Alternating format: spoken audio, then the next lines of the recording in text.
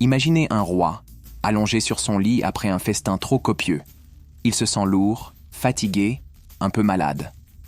Pour se distraire, il appelle son bouffon, espérant une histoire drôle pour alléger son esprit.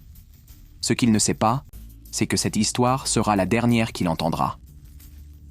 Martin Ier d'Aragon, surnommé Martin l'Humain, était un roi respecté, mais aussi un homme avec un bon sens de l'humour. Ce jour-là, en 1410, il souffrait d'une indigestion. Son bouffon, Bora, se présenta devant lui, prêt à le faire rire. Il lui raconta une blague sur un cerf perdu dans un vignoble, une histoire absurde et inattendue. Martin éclata de rire. Un rire puissant, incontrôlable. Mais il ne s'arrêta plus. Son fou rire devint un piège, un étouffement progressif. Il riait tellement qu'il ne pouvait plus respirer. Et soudain, il s'effondra, mort.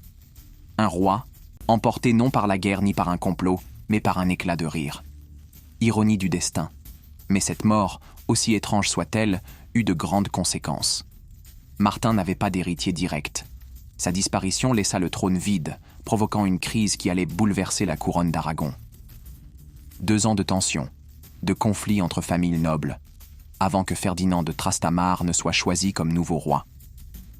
Aujourd'hui encore, Martin Ier reste l'un des rares souverains de l'histoire à être mort de rire. Un destin tragique et absurde à la fois, prouvant que parfois, l'humour peut être une arme fatale. Découvre l'histoire autrement. Abonne-toi, like et partage.